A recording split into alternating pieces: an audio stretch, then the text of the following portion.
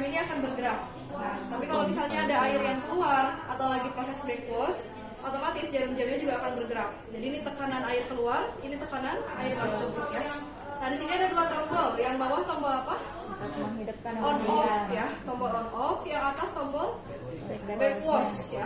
Nah, jadi teman-teman kalau misalnya mau nyalain atau matiin mesin bisa pakai tombol yang ini. Tapi kalau backwash bisa pakai tombol ini. Nah, untuk backwash itu sebetulnya udah secara otomatis kalau mesin ini. Jadi teman-teman nggak perlu klik tombol backwash. Kecuali kalau mesinnya nggak backwash secara otomatis, kalian bisa backwash secara manual dengan cara menekan tombol ini. Biasanya nggak tergantung sih, ada yang beberapa jam sekali melakukan backwash. Jadi backwash itu proses pembersihan air dari masing-masing filter ya. Ada filter 1, filter 2, filter 3, filter 4. Di belakang namanya filter apa? Yang di belakang? Ya, RO. Sama yang terakhir ada namanya filter litrik. Ya. Nah, di sini ada BPM. Ada yang masih ingat nggak BPM itu apa? BPM itu yang ini untuk menandakan seberapa bagus kualitas air di toko ya. Semakin kecil BPM-nya, semakin bagus juga kualitas airnya. Maksimal 300 lah. Paling bahaya tuh udah nyampe 300 gitu. Apalagi kalau lebih 300. Misalnya sampai 500 ppm-nya, berarti airnya benar-benar gak layak buat dikonsumsi. Itu berbahaya buat diminum ya. Jadi teman-teman mungkin nanti bisa lihat di toko kadar air di toko berapa, karena biasanya setiap wilayah, setiap daerah kualitas airnya berbeda-beda. Contoh misalnya di Jakarta sama di Tangerang itu bisa berbeda juga kualitas airnya. Jadi dilihat dari sini, semakin kecil ppm-nya, semakin bagus kualitasnya. Kalau di training center sendiri, kualitas airnya tidak pernah melebihi dari 20 ppm. Jadi pasti dari 20 ke bawah. Jadi yang ya, pasti kalau misalnya kita langsung konsumsi air dari keran, itu udah otomatis aman ya. Terus kalau teman-teman sudah mengganti filter 1, 2, 3, 4, 5, itu pertama-tama ppm-nya pasti bakal tinggi. Jadi kalian jangan kaget kalau misalnya ppm-nya nih nyampe 200 lebih kalau habis ganti. Ditunggu dulu 1-2 jam. Biasanya ppm-nya akan kembali normal menyesuaikan kualitas air di toko. Kalau misalnya sebelumnya ppm saya tuh 10, tapi pas ganti langsung naik ke 200. Nah, itu nggak apa-apa, ditunggu dulu 1 jaman atau 2 jam, nanti kualitasnya kembali lagi ke semula. Terus di sini ada indikator batang ya teman-teman. Biasanya itu menandakan kalau satu filter atau 2 atau 3 atau masing-masing filter udah kotor banget, biasanya ini akan berkurang 1. Itu kalau memang udah benar-benar kotor. Tapi kalau misalnya masih kotor yang bisa kalian cek, itu nggak bakalan turun dia. Nah, terus selanjutnya, selain itu juga ini bisa menandakan tekanan ya. Jadi ini bisa dinaikkan si indikator batangnya. Kalau misalnya cuma 2 batangnya, nah teman-teman bisa dinaikkan menekan tombol ini, backwash.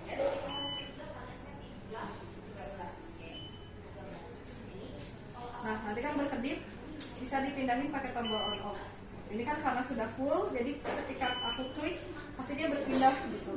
Tapi kalau misalnya di toko nanti batangnya kan 1 bisa naik gitu. Terus kalau ada gambar cup seperti ini, berarti tandanya apa? Tidak ada air yang masuk. Ya, ini tidak ada air yang masuk karena kan sumber airnya dimatiin. Jadi kalau misalnya di toko teman-teman airnya udah nyala, sumber airnya udah dibuka, tapi muncul indikator ini, terus bunyi terus mesinnya kayak tadi, tit tit kayak gitu. Itu bisa jadi 2 kemungkinan, airnya nggak masuk atau yang di sini kosong. Ini tuh isinya pure water, jadi sebagai cadangan air. Nah, biasanya kalau mesinnya nyala tapi ini berkedip kayak gini, cuman nggak bunyi, itu nggak apa-apa, lagi proses pengisian ini. Nah, kalau misalnya berkedip terus, berbunyi terus, berarti sumber airnya itu nggak masuk ke area filter ini. Terus kalau di sini ada gambar air, berarti lagi proses backwash ya. Ini nggak bisa kita klik karena nggak ada airnya. Kalau di sini ada gambar air nanti berarti lagi proses backwash. Terus kalau di sini ada gambar kunci-kunci, terus simbolnya X, itu mesin filternya tidak berfungsi atau ada spare part yang harus diganti. Nah, bagian sini teman-teman ada pertanyaan dulu? Nggak ada? Oke, kalau nggak ada, kalian udah tahu kan cara buka filter 1, 2, dan 3? Udah ya, jadi ini tadi udah kita buka di penjelasan pertama. Nah, ini untuk indikator kotornya. Biasanya kalau air di toko itu teman-teman tanah ya. Nah biasanya ada yang dari tanah, ada yang dari pump. Kalau dari pump tuh hasilnya jadi kuning kayak gini, tapi kalau dari tanah jadi hitam biasanya ya di toko. Terus disaranin kalau teman-teman airnya dari tanah langsung, kalau pakai mesin ini tuh diadakan sistem prafilter. Jadi sebelum difilter ke sini ada sistem prafilter dulu supaya tidak menghamburkan filter 1, 2, dan 3. Untuk pengecekannya setiap berapa lama? 1 minggu. Ya, 1 minggu sekali. Kalau penggantiannya sebulan atau tergantung ya kualitas air ya. Jadi nggak harus 1 bulan harus diganti. Teman-teman bisa cek. Cara ceknya dari mana? Dari filter 1 ya, PP Cutter. Nah, kalau seperti ini masih bisa dipakai? Masih ya. Ini mungkin bisa kita cek lagi 1 minggu ke depan. Kalau misalnya masih bersih bisa dipakai juga gitu. Jadi kalau kalian mau ngecek nggak usah buka filter 2 sama 3, cukup buka filter 1 aja. Dicek PP Cutter filternya udah kotor atau belum. Nah terus sebelum teman-teman ngecek ngebuka filter, pertama matikan dulu sumber air ya yang ada di belakang mesin. Terus ini kerannya dimatikan juga, posisinya seperti ini mati, kalau ke depan nyala. Terus yang terakhir matikan tombol on off. Nah ini juga jangan lupa kelistrikannya dilepas.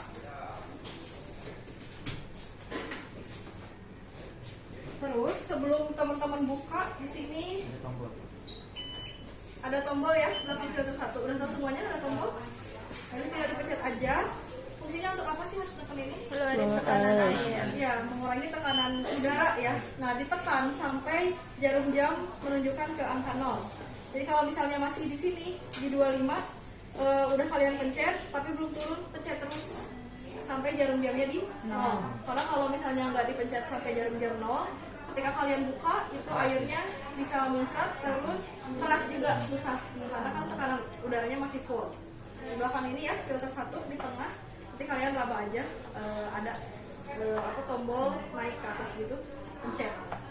Nah, kalau sudah baru bisa dilepas filter 1, 2, 3-nya. Kalau filter 1 fungsinya untuk apa teman-teman? Dari bahan besar seperti pasir, lumut ya. Kalau filter 2 nyaring ya bau. Kalau filter 3 nyaringan ya dari minyak atau zat karat juga ya.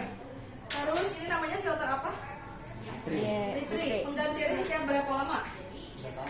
3 tahun ya, betul. Ini penggantiannya setiap 3 tahun. Nah, cara gantinya teman-teman harus menggunakan obeng ini.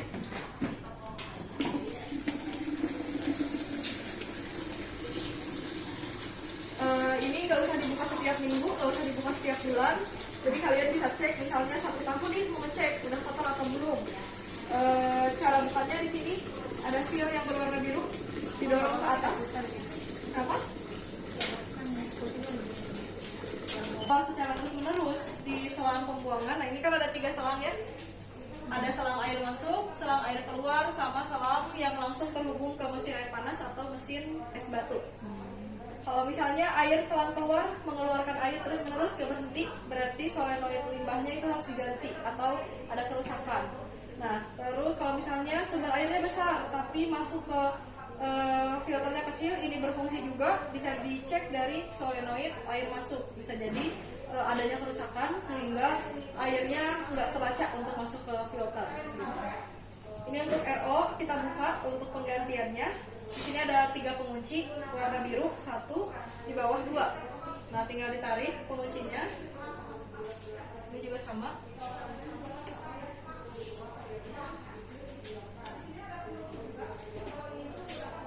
Nah kalau udah, ini ditarik ke atas selangnya.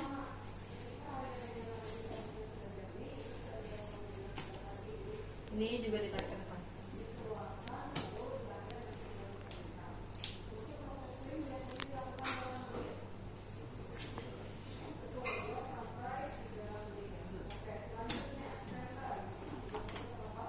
Terus ini dibuka pakai pengunci yang berwarna biru.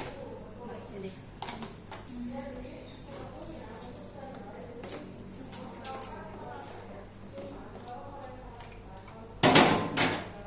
Ini untuk filter RO. Jadi teman-teman kalau mau ngecek, misalnya belum 2 tahun nih, pengen tahu RO-nya udah kotor atau belum, kayak gini aja cara ngeceknya. Ini bisa dilihat dari sini. Kalau misalnya yang ini udah kotor atau berwarna hitam, bisa diganti ya. Cara gantinya dicabut pakai kunci L. Nah, kunci L kayak gini, terus ditarik ke atas. Tapi teman-teman kalau misalnya mau ngecek, jangan dibuka si RO-nya, nanti kayak kita. Nah, jadi kan kita karena harus mencontohkan ke kalian, jadi si karetnya itu naik ke atas. Nah, harusnya kan dia stay di sini, di tengah. Soalnya kalau terus-terusan naik ke atas, bisa jadi bocor. Ya. Jadi kalau misalnya mau ngecek, cukup dibuka aja, dilihat ini kotor atau enggak. Kalau misalnya kotor, diganti. Kalau nggak kotor, bisa ditutup lagi. Ganti RO itu harus dua-duanya ya, supaya maksimal penggantiannya.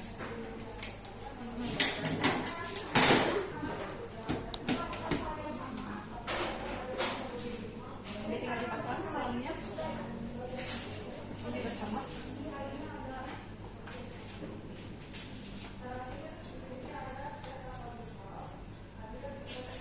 Kalau udah, baru dipasang apa? Ya, kunci ya. Ini bisa menghadap keluar supaya ketika nanti mau buka lagi lebih gampang.